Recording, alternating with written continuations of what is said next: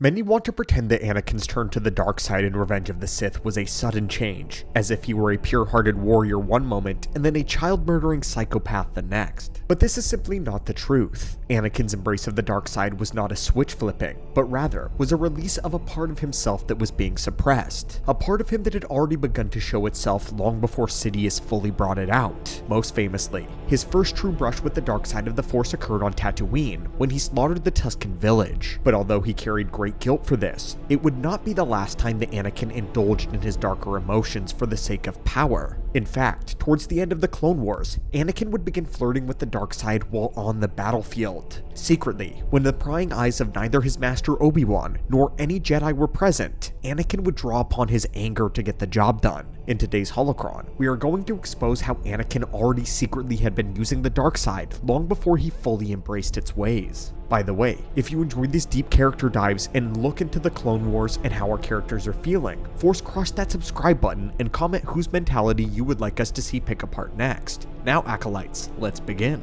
Anakin has had moments of weakness before, moments when he decides that his Jedi training is not enough. We need only to look at the time when he interrogated Poggle the Lesser. Following the Second Battle of Geonosis, Obi-Wan and Anakin managed to capture the Archduke Poggle the Lesser and take him into Republic custody. Aboard their ship, the two Jedi along with Mace Windu and Master Luminara Unduli attempted several times to question him. However, not only was he stubborn, but he was resistant to their Jedi mind tricks. They had all but given up, but then Anakin received a transmission from Ahsoka. Ahsoka, who was on board a cargo ship transporting medical supplies. She informed Anakin that their ship was overrun by Geonosian parasites, which were now controlling the clone trooper's brains. Fearing for his Padawan's life, Anakin stormed towards Poggle's cell to ask him directly how to stop the brainworms. His mind was made up. He ordered the guards to leave. The Jedi was fully prepared to kill Poggle. Upon entering the cell, Anakin tries once more to do it the Jedi way. But of course, Poggle resists, stating that the mind tricks do not work on Geonosians. And that's when Anakin decides that in order to save his Padawan, the Separatist scum had to be dealt with in the only language that he understood: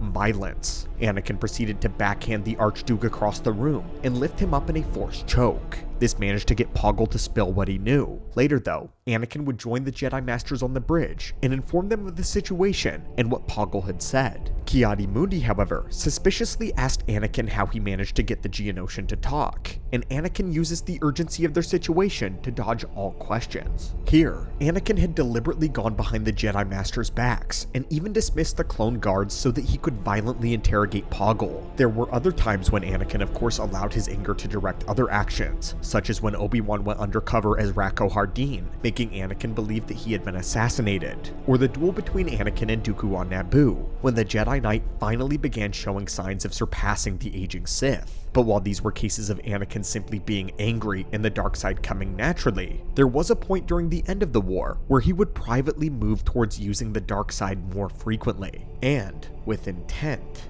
Our source today comes from the Legends novel Labyrinth of Evil. This takes place in the final months leading up to Revenge of the Sith and the culmination of the Clone Wars. Anakin and Obi-Wan are on the world of Cato Nemoidia, having cornered Viceroy Gunray in the city. As they entered his palace, the two Jedi and their companies decided to split up, with Obi-Wan providing a distraction to the droid forces so that Anakin could chase down Gunray directly before he escaped. Now alone, and only accompanied by his troopers, Anakin finds himself in a firefight against B-2 super battle droid guards that had the Viceroy with them. And this is what the novel tells us. Fury clouded Anakin's eyes, lightsaber held high in his crooked right arm. He whirled into the intersecting corridor. No need to use the Force, as many had said, for he was never anywhere but fully in the Force. He called instead on his anger, bringing images to his mind to fuel his rage. It wasn't difficult, with so many to choose from.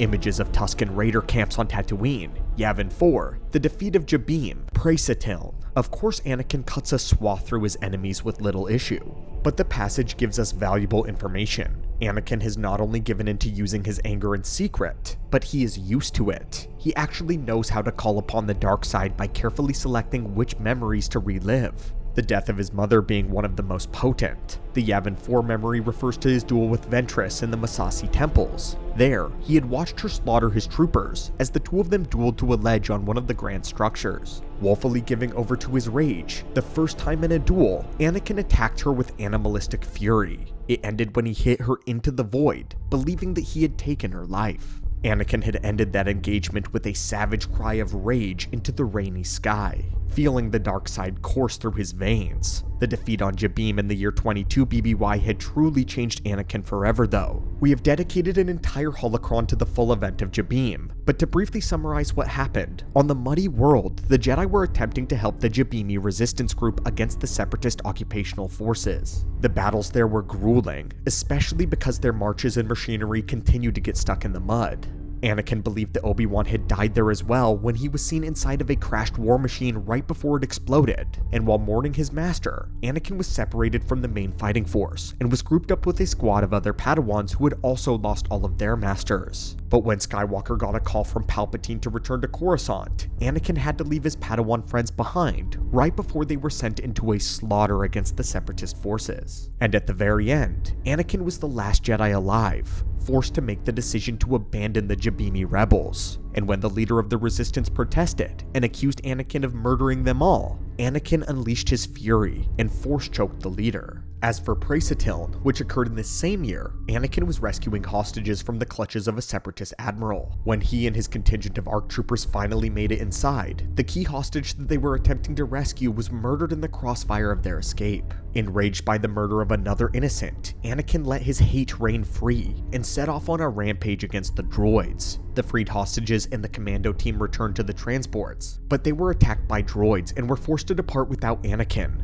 The Jedi, however, continued a path of destruction towards the Admiral's headquarters, and inside, Skywalker forced the Separatist Admiral to surrender. However, he was ready to execute him there instead. In fact, Skywalker only hesitated when he heard the voice of Qui-Gon Jinn, begging him to yield. Each and every time Anakin has allowed his fury to show, he made sure to always do it in private. The only men that ever saw his rampage were his clone troopers, who didn't know the Jedi way, and respected Anakin for letting loose, respected him for getting the job done at any cost. However, this was not something that Skywalker was proud of. In many instances, it's shown that Anakin is very self-conscious about his anger. Even though it's something he calls upon when he's alone, guilt eventually consumes him following. Anakin is aware that this is not the Jedi way, and they sort of accepted that he's different from the other Jedi. But that does little to sway the amount of shame that he feels after taking this path. And that is why Palpatine calls him out on this in Revenge of the Sith. After revealing that he's a Sith Lord, he asks if Anakin wants to kill him. The Jedi responds that he would certainly like to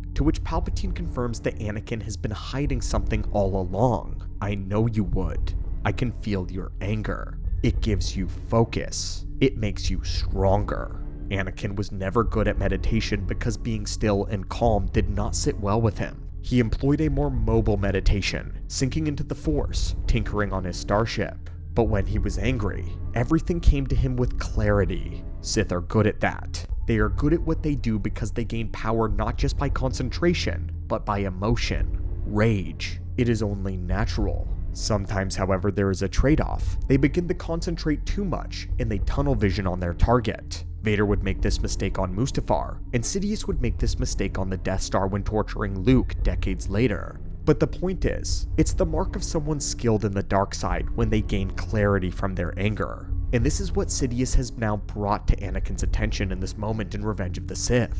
That his fury was nothing to be ashamed of, because it made him better. The Jedi techniques would never elevate him to a level that he needed. A level that he needed to truly fulfill his potential. And Anakin knew that this was fact deep down, which was why he used his anger in the Clone Wars, resulting in him now dabbling and touching the dark side. The Clone Wars tore at Anakin Skywalker in ways the Jedi Order would never understand. Though hailed as a hero across the stars, the cost of the war left invisible scars that festered beneath his confident exterior. He watched his friends die, helpless to stop their fate, and was burdened with impossible decisions that challenged everything the Jedi had claimed to stand for. The constant violence, the betrayal, the loss, it all chipped away at the version of Anakin that once believed in peace, in prosperity by order, and through the Jedi way. Every battle blurred the line between justice and vengeance. and the darkness began to whisper that perhaps he had been right all along. The Jedi were too weak to protect what truly mattered.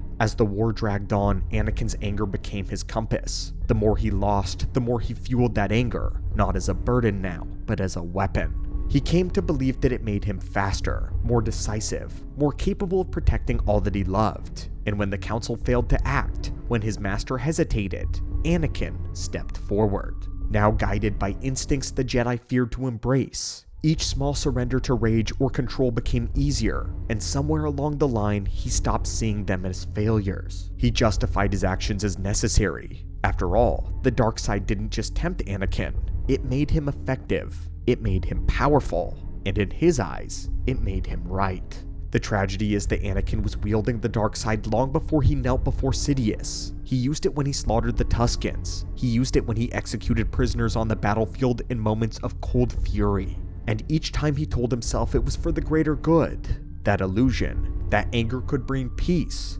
that was the poison that he drank willingly. The Jedi never noticed though until it was too late. The war didn't create Darth Vader, it revealed him. It nourished him. Anakin believed that the dark side gave him the strength to fix a broken galaxy, but what it truly did was break him beyond repair, until the man that once fought for light believed that darkness had always been his salvation. And so, my friends, this is how Anakin used the dark side at the end of the Clone Wars, beginning his transformation into Vader long before Palpatine ever fully convinced him. We are always excited to bring you lore whenever we find its sources old or new, and I sincerely hope that you enjoyed today's video. As always, my friends, may the Force be with you, and I hope you're having an amazing day.